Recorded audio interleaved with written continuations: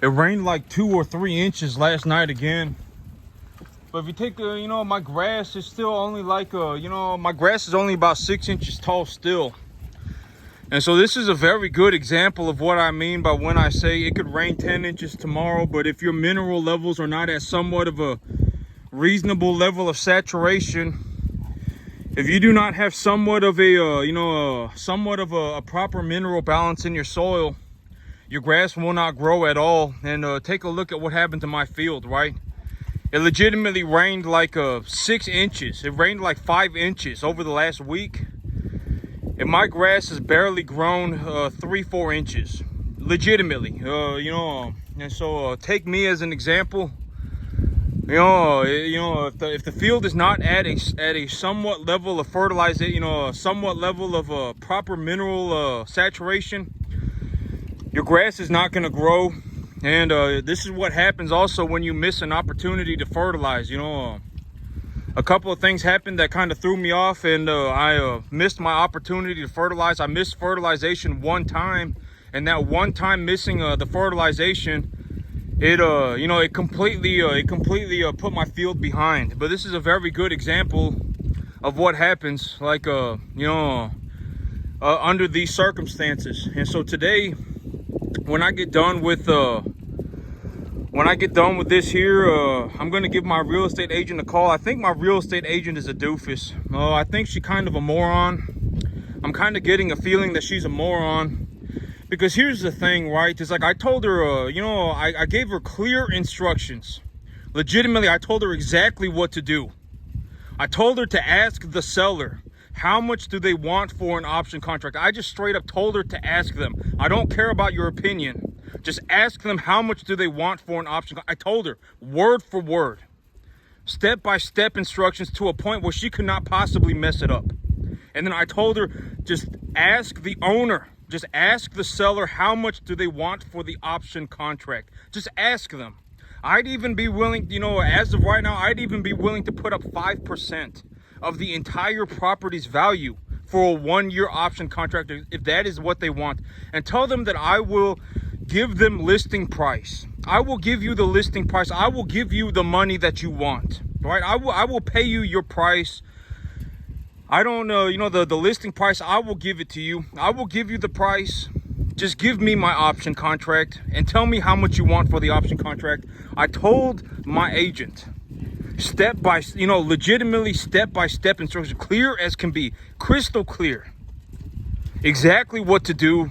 And she is still fiddle farting around. I told her to ask the seller agent for an option contract. I just told her to ask them how much do they want. Give me a number. Just give me a number. I'm serious. Just give me a number, right? Because here's the thing. It's like the option contract. I can finance the option contract. I don't care about the $500 a month.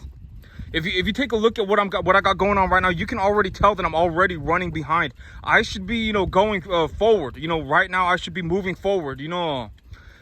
I've essentially been running 42 cattle for the last month and a half straight.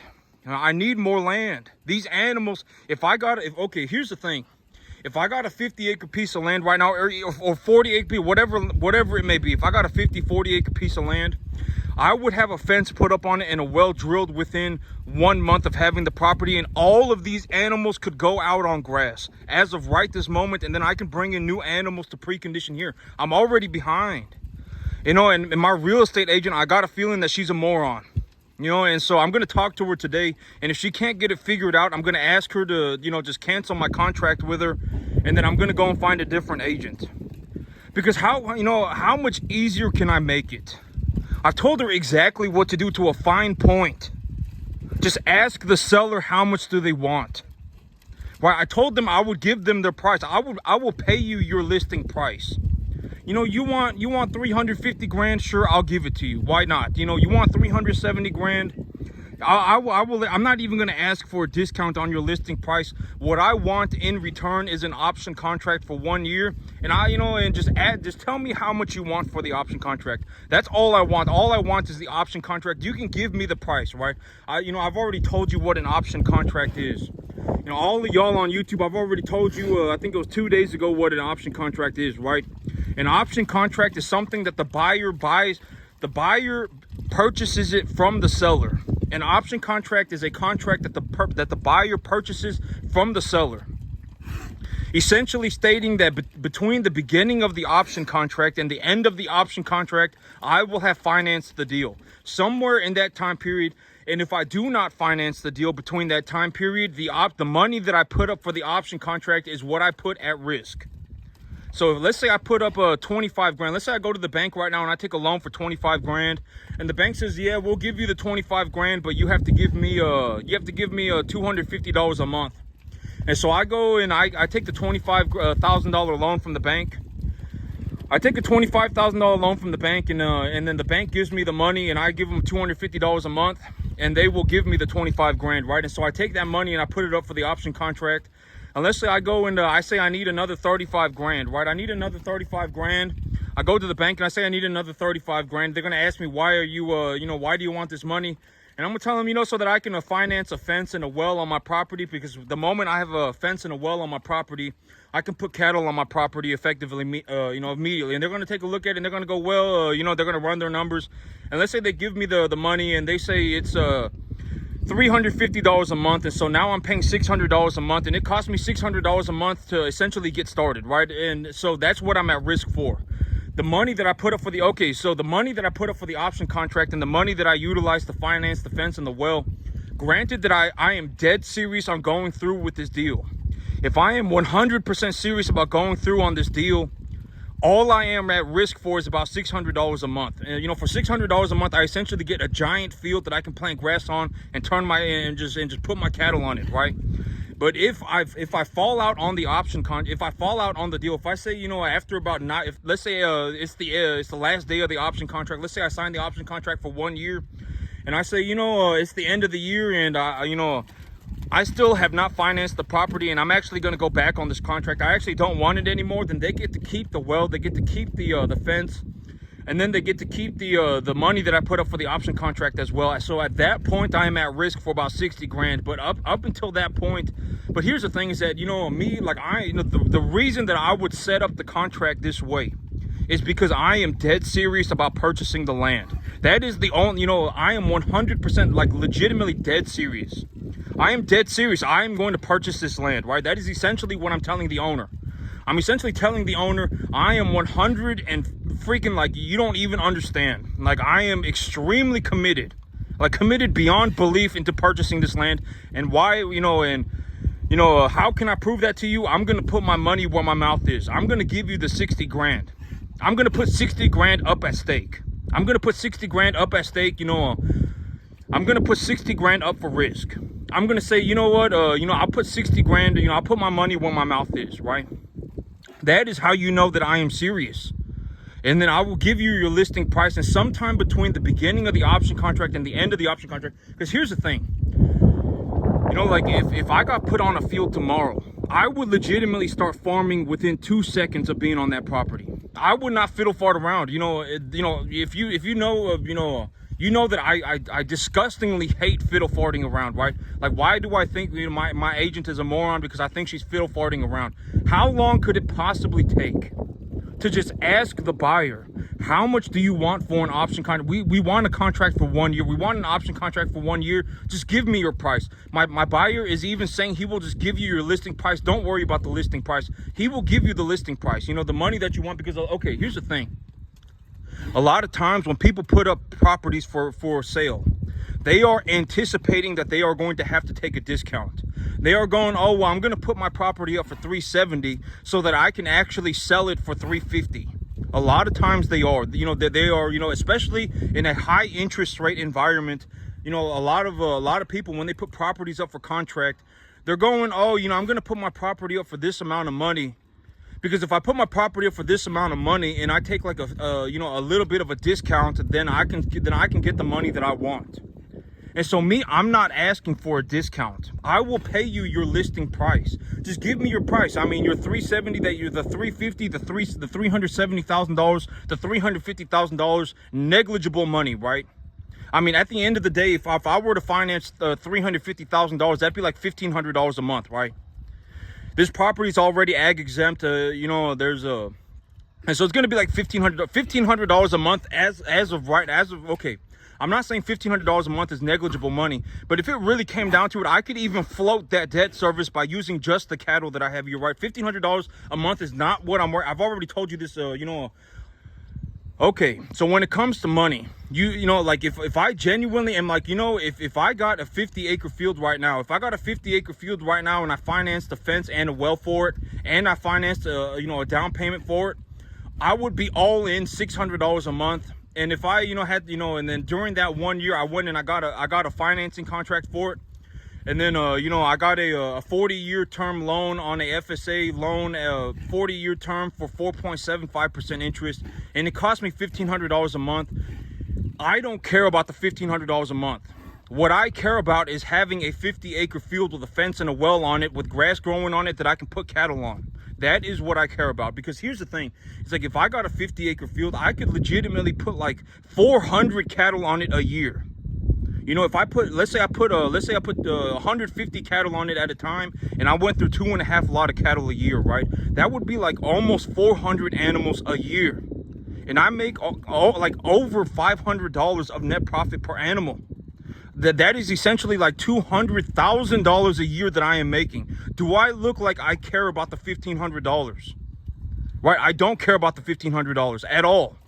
If it costs me okay, and here's the thing, it's like and I've always said, if you have an excess amount of cash flow, you also, one of the things that I do once I realize that I'm having an excess amount of cash flow, like, if I'm in a situation where like right now, even on this 10-acre farm, I bring home like, 12,000 cash a month. And then I also have an unrealized gain of about $6,000 a month. Realistically, I'm making somewhere between $15,000 to $20,000 a month right now, right?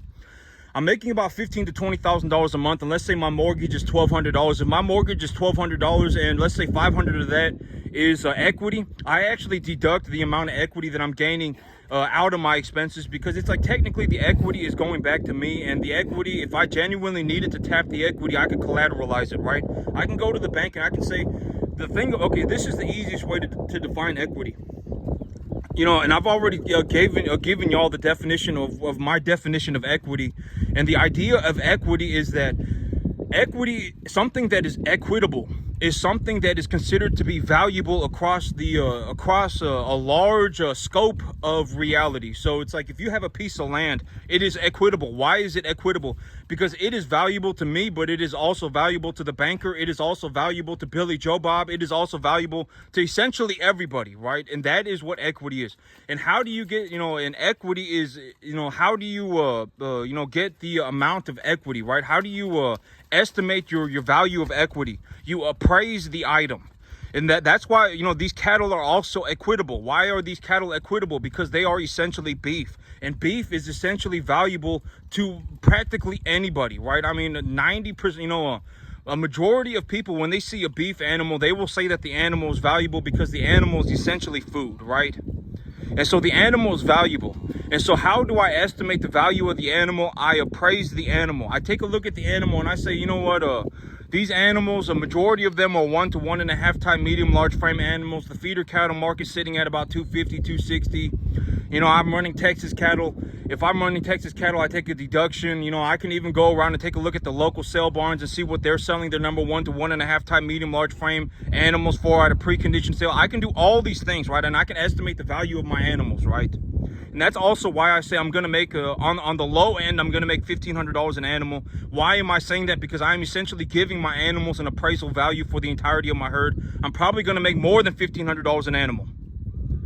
And so, why do I come up with that number? Why do I come up with $1,500 an animal? It is essentially because I have given my animals a reasonable appraisal value. That is it.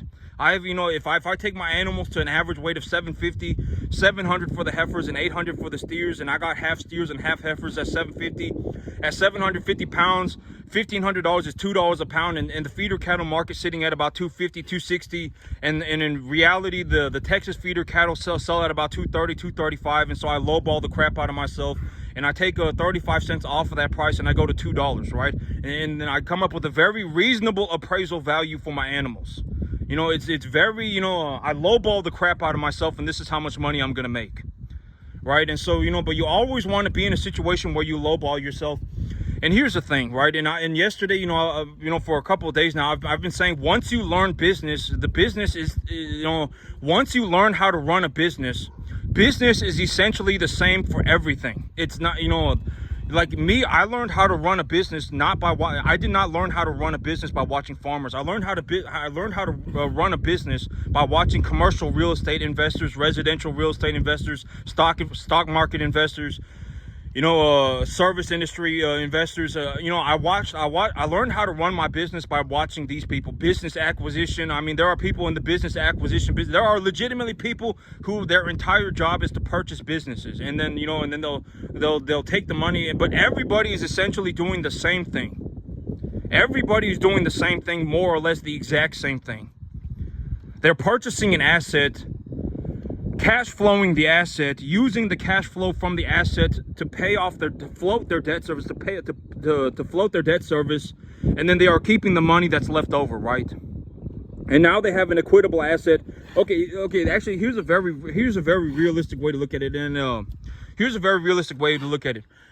let's say I go and I buy a fourplex. And I'm like, if I got a fourplex, I got these 4 homes that are stuck together, and I can rent them out. Each one of these homes, let's say you take a look at the paperwork and you say, I'm in, okay, but you're gonna have to double check. I'm just giving you a rough idea example, because you got to understand that I'm not a residential real estate investor. I've watched a lot of residential real estate investors, and so this is roughly the big idea for them. And if you actually want to know I've always said, if you want to know the fine details, find a specialist, right? Like if you wanted to know the fine details about farming, if you wanted to know about the fine details of running cattle on hay, if you genuinely wanted to know the fine details of running cattle on grass in Central Texas, you can ask me about that. I'm going to know things to a fine detail. Like I can legitimately talk to you about growing grass and running cattle and making money in Central Texas for like your entire freaking life if you wanted to. I genuinely could, right? And if you want to know something, ask a specialist. And so here's the rough idea for a residential real estate investor, and you're going to see what I mean by everyone is roughly doing the same thing. Everyone is roughly doing the same thing. Let's say you got a residential real estate investor, and they go to a building, and they see a building, and they say, oh, this is a fourplex, right? This is a fourplex, and this building is this building is like 30 years old. And the seller is, I've taken a look at the building. I've taken a look at the details for the building. The building's about 30 years old, and it's got 4 renters in it right now, and the renters are paying about this much money. It's all on, the information is all right there when I take a look at the building, right? And it's all right there. And so when you take a look at it and you go, okay, there's a fourplex here, and it's let's say $1 million, right? It's $1 million, and you go and you talk to the banker and you say, hey banker, if I wanted to take a loan for $1 million, what do I need to do, right? And the banker's going to say, okay, if you want to take a loan for $1 million, it's going to cost you like $5,000 a month, $6,000 a month, right? It's going to cost you like $5,000-$6,000 a month, because of the high interest rate environment. It's going to cost you about $5,000-$6,000 a month. And you say, okay, thank you, banker. And then you take that information, and then you go back and you look at your deal, and then you take a look at how much the people are paying for rent. And you say, okay, each person is currently paying about $1,750, they're paying about $1,750 a month, and so that's $7,000 a month, right? That's $84,000 a year. And so the banker was asking for, let's say, $5,500, and the property's net total cash flowing $1,500 a month. So you're making $7,000, but the property itself, it costs you $5,000, right? It costs you $5,000, or it costs you $5,500, and the property's making $7,000. And so you kind of run the numbers and you go, okay, well, if I did this, I would be making $1,500 a month, right? I would be making $1,500 a month. And so you go, okay, that's a good deal. And then you kind of take a look at it, and then you take the approach of lowballing yourself. You always lowball yourself. What if one of the renters are gone, right? What if I only have 3 renters in this fourplex building? And personally, I would not touch single family home residential real estate. I would not touch single family homes. Oh, well, I mean, I would touch, I would purchase a fourplex before I purchased a single family home, and I would purchase like a 1,000 unit apartment before I purchased a fourplex, because you got to understand that a lot of people are devastatingly poor, and I would legitimately purchase a Section 8 single family home before I purchased a a single family home. Because here's the thing, you know, I've heard a lot of horror stories about people, you know, they'll move into a home, and then they will essentially just not pay, and then they'll be stuck there, and then the police won't get them out, and then you have to take them to court, and it's going to take like 2 years for you to kick them out, and it just turns into a horrible mess, right? And so, you know, I would go the big scale before I went small in terms of resident, in terms of like a purchasing rental properties, you know. And first of all, I would not purchase rental properties. I would not do it. If I had an exorbitant excess of income, like if I was making so much money in the cattle business, well, even then I would just reinvest it back into the cattle business. Because I mean, you know, that's the thing, is that I make such a boatload of money in the cattle business, I don't need to go and think about anything else. I mean, I'm you know, the chances of me making a higher return on my money in a different business, I make like a 50% return on my money, like a 30 to 50% return on my money every like 6 months. You know, I more than double my money every single year in the cattle business. And so why would I go and do anything else, right? I mean, essentially I have more, you know, I can make as much money as I ever could want, as I could ever need by running cattle. Legitimately, I do, right? And so, you know, let's say you buy a fourplex and then you lowball the crap out of yourself. The banker is saying that they're going to fund you the deal for $5,500 a month.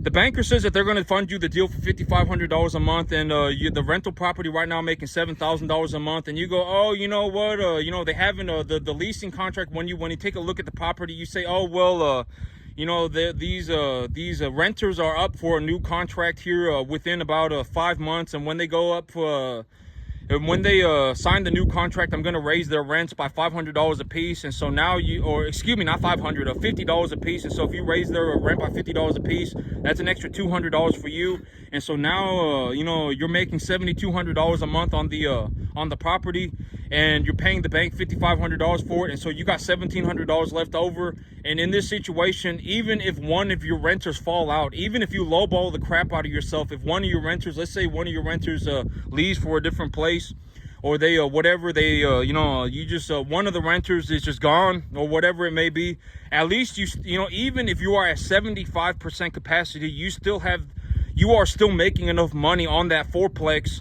to pay the bank back with the money that is being made on the fourplex, right? Let's say you got 3 renters in the fourplex, and 3 renters is enough people to give you enough to essentially, so that you have enough money to pay the bank back, right? Even if you lowball the crap out of yourself, you still have enough money to pay the bank back, right? And so, you know, that's a very realistic thing. And then if you take a look at the property, and then you know, let's say you get to be a little bit more sophisticated, and then you're taking a look at the property, and I would highly encourage that you become more sophisticated. Because here's the thing, is that if things were easy, everybody would be doing it. Like if running cattle was easy, everybody would be doing it. If investing in real estate was easy, everybody would be doing it. But the reason that nobody is doing it, because it is almost freaking impossible. Like if any of you tried to go out and run cattle tomorrow, you would crap your pants. I mean, you would probably quit within the first 6 months. You wouldn't make it to the 15-year mark. If you actually went out and tried to, you know, farm, and you actually started yourself a farm, either one, you would turn into a Billy Joe Bob, or 2, you would quit like within the first 6 months. You would not make it to the 15-year mark. You would not. I mean, I almost guarantee it. And, you know, and this is also what I mean by, if you are looking, you know, okay, and I've always said, you know, being rich is not having a set amount of money. You do not need $10 million to be rich. You do not need $1 million to be rich. If you make more money than you spend, then you are rich, right? And so if an extra $1,000 or $2,000 a month would legitimately put you in a situation where you go from being poor to being rich, then I would highly suggest that you focus on making that extra $1,000 to $2,000 a month. And I've already said that working yourself out of being poor is almost impossible unless you get yourself a better job, right? You know, if you are working your same job, if you are working the same job and you are poor working that job, for you to go from being poor to being rich by working that same job is going to be almost impossible. So either you need to go and find a better paying job, or you need to start investing. And the thing about working is that if you stop working, this is how you end up in category number 2. You know, I've always said category number 2 for being poor is you don't have a retirement, right? And how do you end up in not having a retirement is essentially if you stop working, your money stops flowing. If you stop working, you don't make, if you don't work, you don't make money.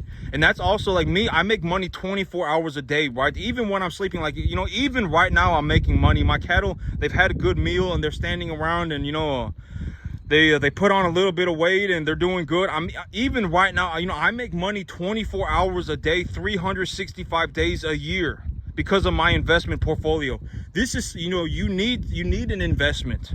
You need to invest in something that will pay you 24 hours a day, 365 days a year. You do. If you actually, most of you can, you know, most people, unless you are at like a CEO of a super high-end company, like you are like legitimately like like you are making like over $1 million on your salary, then I mean, you can actually get rich working. But the chances of that happening, I have not personally seen anybody that makes that much money. I have not seen it, not with my own two eyes. I know they're out there, but I have not personally seen anybody with my own two eyes that makes over $1 million a year. I haven't seen anybody with my own two eyes that, that they're genuinely bringing home like 500 grand a year. I have not seen that ever with my own two eyes. Not ever seen that. I mean, we're talking about take home pay. You know, after taxes and everything, after you've paid for all of your expenses and everything. Because at the end of the day, if you bring home a lot of money, but that money, you need to pay taxes on it, and then you do what I've always said.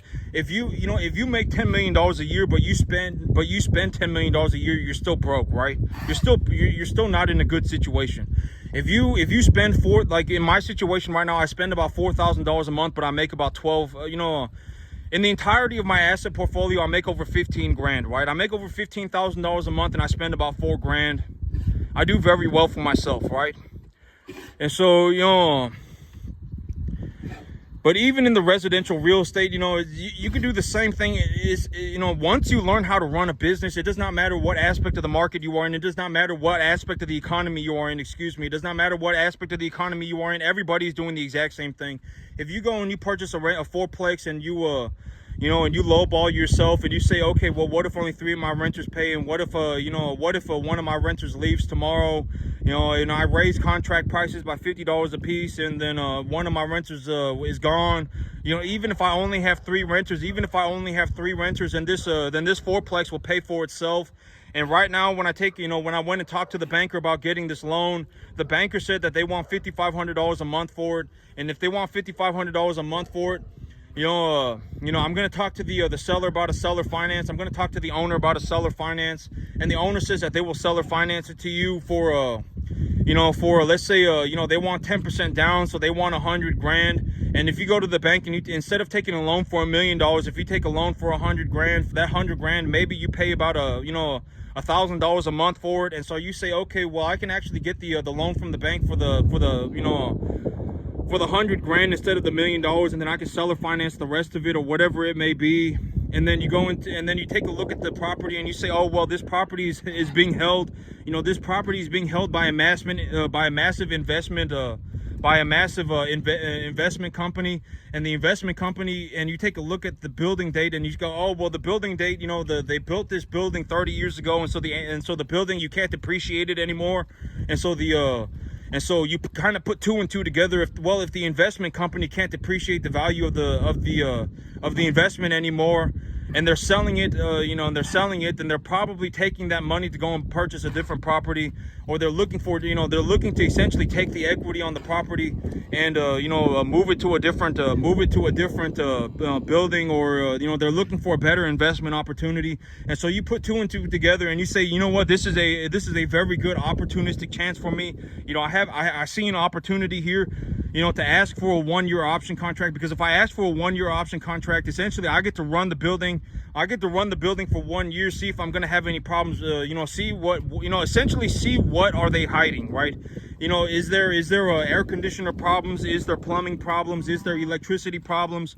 I mean, what's going on with this property? I want to be able to see it, and whatever is going on with the property, I will be able to see what's going on within the year that I am under an option contract. And so you take a look at the property and you say, okay, well, this building is 30 years old. It's being held by a large investment company, by a large investment firm, and you kind of put 2 and 2 together and you go, oh, well, if they can't depreciate the value of the building anymore, then they're probably looking to take the money from this building and purchase a newer building with it.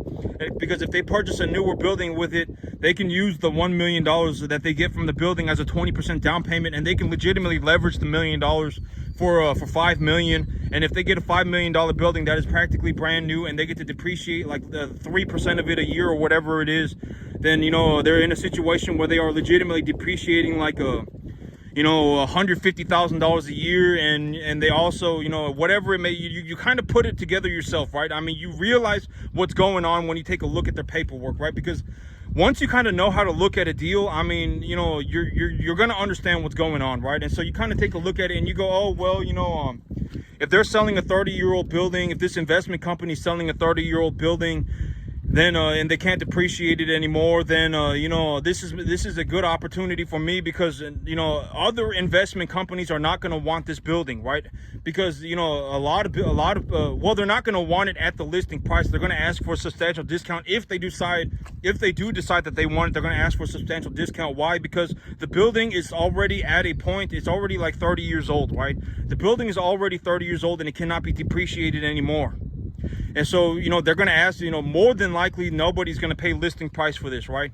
Nobody's going to pay listing price for this. And so the owner of the building right now is currently probably anticipating that they are going to have to take a substantial discount on this building, right? They are probably anticipating that they will need to take a substantial discount on this building. And so you go, okay, you know what, I'm going to go in and I'm going to ask for a 1-year option contract, and I'll fund the cost of the option contract. I'll say, you know, what do you want? You want 5% of the building. You know, you want 5% of your listing price. You know, and you know, when you first start off the deal, especially, you know, let's say you put a 5% of the 5% of the building up as an option contract price. So 50 grand, you go to the bank, you finance the 50 grand. They say, okay, we'll give you the 50 grand, but we want $500 a month. And you say, that's fine, I'll give you the $500 a month. And now you give, you know, you pay the bank $500 a month. You take the 50 grand that the bank gives you, you put it up for the option contract. And now you have let's say you ask for a 2-year option contract, right? Because let's say you take a look at the numbers and you go, oh, well, you know, this building currently makes about $84,000 a year, and $84,000 a year over 2 years, that's about 150 grand. And this owner right now is, you know, anticipating probably that they're going to have to, they may even have to take a 20% discount. They may have to, you know, sell the building for 800 grand, right? Or you can go and get it appraised or whatever, and then, so you kind of put 2 and 2 together. You kind of come up with a sensible deal, and you say, well, if I let's just say 1-year option contract. Let's say you give them a 1-year option contract, and you wanna run the building, and you want to you know, essentially be the new owner of the building during that 1-year option contract. And during that 1 year, you make $84,000. You pay the bank $500 a month. You pay them 6 grand, so you come out net positive $78,000 for the year, right? You come out net positive $78,000 for the year. You take that $78,000 to the bank and you ask them, how much money will you give me for this? And they say, we will give you this much money. Let's say, you know, I always say 3.5 times, 3.5 to 5 times. If you want to figure out how much the money, if you want to estimate how much money the bank is going to give you, you essentially multiply the monthly payment by 3.5 to 5, and that is how you figure out. And so if the bank says, you know, we'll give you $250,000 we'll give you $250,000 for $1,000 a month, then you're going to have to make $3,500 a month for them to give you the $250,000. And let's say, you know, in this situation that you are in right now, you are making about $6,500 a month extra income, because you are now essentially the owner of the new building, or you are the new owner of the building. You are the new owner of the old building. And so, you know, you show up, you make your 78 grand. You take your 78 grand to the bank and you ask them, how much money will you give me if I made an extra 78 grand last year. I made an extra $78,000 last year. You know, here's the money. You know, I can show you the money. You know, the money, I can show it to you. I made an extra $78,000 last year. How much of a loan will you give me for this money? And they will give you the amount of money that you're gonna, you know, that you're gonna get. They will give you the amount of money that you're gonna get. And then you go and you're like, oh, well, I still need another 200 grand, and then you can sell or finance the rest of it. And then you still come out net positive about $1,500, about $1,000 a month, right? And you come out positive, net positive $1,000 a month. But here's the thing, it's like if you're paying $6,000 a month, if you're paying $5,500 a month for a building, about 1,000 of that is probably going to be equity. 1,000 to 1,500 of that is probably going to be equity. It's going to be retained in the value of the building itself. So every time you make a payment, you will store some money in that building like a bank account. And so let's say you pay $6,000 to the bank, you're actually paying about 4,500 to 5,000, because a portion of that payment is going into the equity on the property.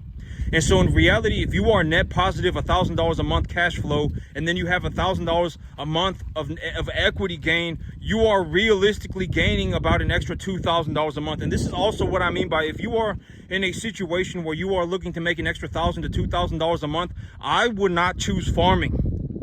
If you are going, because the thing about farming, I've already said this like 50 times before. If you choose to go and be a farmer, you have to understand that farming is a 100% skill-based business. It entirely relies on your capacity as a farmer. If you are not a good farmer, you are going to lose money. But if you learn how to look at a real estate deal and you just comb through these real estate deals, the only thing you really need to know how to do is look at a deal. That's all you need to know how to do. If it costs you $5,500, but if it costs you $6,000, but you make $7,000 on it, the $6,000 that you need in terms of paying for the property will come from the property itself.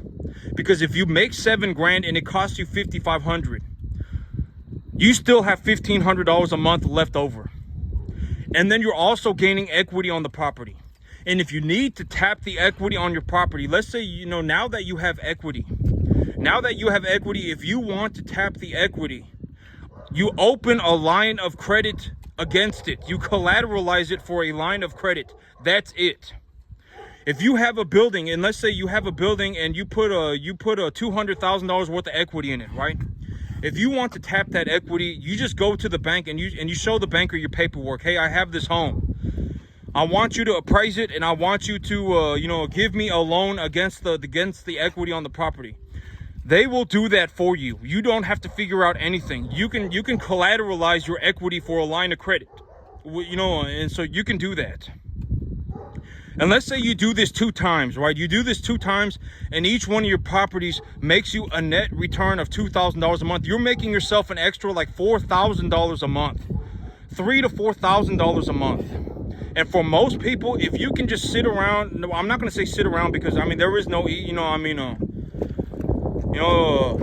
at a certain point, you're going to need to fix the air conditioner, and you're going to need to fix the plumbing, etc., etc. And I would highly suggest that you go and take a look at, if the air conditioners are old, and if there's a lot of problems with the building, you will want to ask for, I wouldn't touch a building with problems. If it had problems, I would just go and find a different deal. I would rather pay, so if I'm going to pay listing price, I would rather pay a fair price for a good asset than pay a cheap price for a bad asset. And so, if the building is having a lot of problems and it's cheap, I would still not buy it. I would go and look for a building that is doing relatively okay, that is at a fair price, and I would pay the fair price for it. I would rather do that. And so, if you just learn how to run a business, it does not, once you learn how to run a business, you're going to realize that everybody is doing the exact same thing. Everybody's doing the exact same thing. It does not matter what business you are in. You could be in commercial real estate. You could be in residential real estate. You could be in farming. You could be in the service industry. You could be in business acquisition. Everybody is doing the same thing. They are looking to purchase equitable assets, and then using the equitable asset, the cash flow from the equitable asset, to cover the debt service, and then they get to retain the equity on the equitable asset, and then they produce a net cash flow, and the net cash flow is what they keep. Everybody is doing the exact same thing. Everybody is more or less doing the exact same thing. Everybody. It does not matter what business you are in. You could be in commercial real estate, residential real estate, service industry, farming, business acquisition. It does not matter what business you are in. Everybody's doing the exact same thing. Everybody is looking to purchase an equitable asset. They are purchasing an equitable asset that is essentially net cash flow positive, or they have the capacity to turn it into a net cash flow positive asset. Reasonably, they can, right? And that's what I'm talking about. Like, if you put me on a field, like if you put me on a 50-acre field, I will legitimately start farming balls to the wall within 2 seconds of being on that field. I will start making money. That is the difference between me and a majority of the population of the earth, is that if you put me on a raw field, if you just put me on a field, if you just put me on a raw piece of land, I will start making money within 2 seconds. I will legitimately start farming balls to the wall within 2 seconds of being on that field. And I can and I have a very reasonable skill set, right? My skill set is demanded by the market. I get paid because I feed people, and people will always need food, right? And so I have a very reasonable reason. I have a very reasonable, the reason that I am doing things is very good, right? If you put me on a field today, I will legitimately start making money within 2 seconds. I will start making a ballistic amount of money within 2 seconds. And so that is my big reason for looking to buy a field, right? And if you're like in the commercial real estate business, if you look at a piece of commercial real estate and and you're legitimately in the same situation as me, you're like, if I was put on this building right now, if I purchased this building right now, I can turn this thing into a ballistic amount of money very rapidly. I would cut this building in half. I would get a renter in this empty space immediately. I could legitimately turn this thing into a net cash flow machine very quickly. Then the money that it costs to do it does not matter. Like, the 600, this is a very good way for me to put it. The $600 a month that it is going to cost me to start farming 50 more acres is irrelevant. If you put me on a 50-acre field, I will legitimately have like 200 cattle on it within like 5 months. I genuinely will. I will have like 150 cattle on it within like 2 months. I genuinely will. That's a very reasonable thing for me to do. And it's the same thing with residential real estate. If someone looks at something, the same thing with commercial real estate. If you look at something and you go, the money that it's going to cost me to actually do what I need to do is negligible, right? Like, let's say, like you're in a situation like me. It's going to cost me $600 a month. And for that $600 a month, I am legitimately going to be able to run like an extra 500 cattle a year. Then the $600 a month is now negligible. You don't even care about the $600 a month anymore. I'm telling you, don't even worry about the money. The money is negligible. What is important is that you do what you need to do. Like, if I got put on a 50-acre field tomorrow, I would genuinely be running like 400 cattle a year. And like, I would 100%. I am telling you, I will. If you put me on a 50-acre field tomorrow, I would be running like 400 cattle a year. And I would be making a ballistic amount of money within 2 seconds of being on that property. And if you are in that situation, and you're going to realize that everybody on the top end of the economy is essentially the same exact way. If they look at something, like, it does not matter if you are in commercial real estate, it does not matter if you're in residential real estate. If they look at something and they go, you know what? Like, if I put $1,000 into this thing, I could legitimately make 10 grand. I could legitimately make like 10 grand. If I just put $1,000 a month into this thing, I can make like 10 grand on it. That is when you go and do it. And everybody on the top end of the economy is essentially the same exact way, right? Everybody, it does not matter what part of the economy you are in. Everybody is essentially doing the exact same thing. I put $600 at risk, and for that $600, I make 20 grand. Right? I mean, and then when I make if you listen to me structure my deal, you can do this with anything, right? And then you could even I've already given you the residential real estate example, right? You go and you make the money for a year.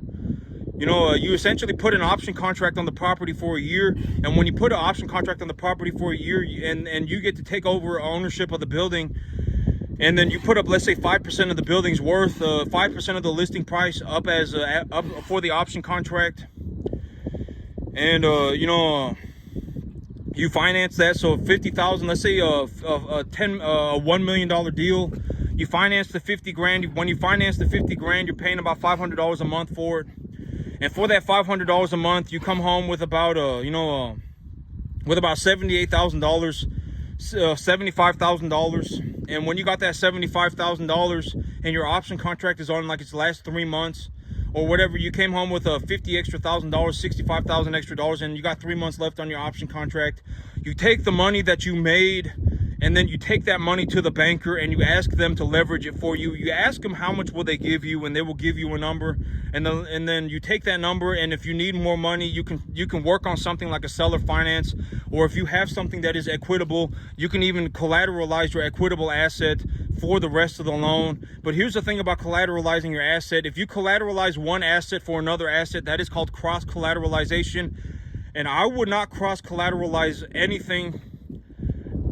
Like if you are going to collateralize a $1 million asset to purchase a $5 million asset, I would not do that. Because if your $5 million asset fails, you also lose your $1 million asset. That's called cross collateralization.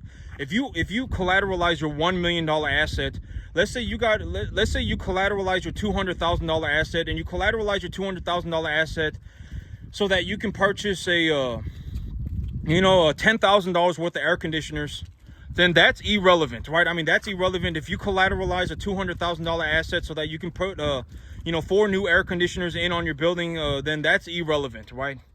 That is irrelevant, but I would not go and cross collateralize your assets for bigger assets. Like if you had a $1 million asset and the bank was offering to give you, $800,000 for, in terms of if you collateralized your equity, the bank would give you an $800,000 line of credit, and then you took that $800,000 line of credit and put 100% of it against the $4 million asset. I would not do that. I would not personally. I would not cross collateralize assets for bigger assets. Because if your bigger asset fails, the bank will also take your smaller asset away as well. And so, so the one thing that you always want to offer the bank first is cash flow. Banks love cash flow. Like if you show up at the bank and you said, over the last year, I made myself an extra $60,000. I started myself a business and I made myself an extra $60,000. If you take that extra $60,000 that you make to the bank, they love seeing that. Banks love seeing cash flow. If you show up to the bank and you say, last year I made $4,000 a month, but this year I'm making $12,000 a month. Last year I made $4,000 a month, but this year I'm making $10,000 a month. And here's the paperwork to show it. Banks love seeing that. Banks absolutely love seeing cash flow. And so what you do is you leverage your cash flow. That is the number one thing that I would suggest if you are looking to do something. You leverage your cash flow. Always leverage your cash flow. Banks love seeing cash flow. If you make $5,000 a month, just go and take it to the bank and ask them what they give you, right? Let's say you're married and you make $4,000 a month and your wife makes $3,000 a month. You make $84,000 a year as a family. Go and take your $84,000 a year to the bank and ask them what they will give you. They will give you a ballistic amount of money, hundreds of thousands of dollars. Granted that you have decent credit and you're not underwater in debt. The banks will give you hundreds of thousands of dollars. Legitimately, the banks will lend you like $250,000 for $1,000 a month. Banks love cash flow. And so if you are going to look to, leverage anything, I would highly, especially if you are purchasing a large asset, the way that I would personally do it is by leveraging your cash flow. You always want to leverage cash flow. And this is what I mean by it is very important that you make the money first. And this is what I'm talking about when I say I want a 1-year option contract. Why do I want a 1-year option contract? So that I can show up on the field and start making the money. And when I make the money, I will take the money that I make to the bank and leverage the cash flow. This is, it's always the same exact answer. Once you understand what I'm thinking about, you're going to realize that I do the same thing over and over and over and over again. Why do I want the 1-year option contract? So that I can show up on the field and make the money first. Because when I make the money, I can take the money that I make to the bank and leverage it. I can take the money that I make to the bank and finance the deal with the money that is being made on the property. I do not need to cross collateralize anything. I do not cross collateralize anything. I leverage my cash flow and I always make the money first. And once I've made the money, if you give me a 1-year option contract, I will genuinely start making money on the property within 2 seconds. The moment that I show up, I will legitimately start farming. Balls to the wall, I will start farming. And when I start farming, I make a ballistic amount of money. And I will take the money that I make to the bank and leverage that for the financing. So it's always the same thing. And and you can do this for any aspect of the market. You can do it for residential real estate, commercial real estate, service industry, whatever it is, business acquisition, whatever it is that you want to do. You can do this for any aspect of the market. And everybody is essentially doing the exact same thing. But that's it for me today, YouTube. Y'all have a good one.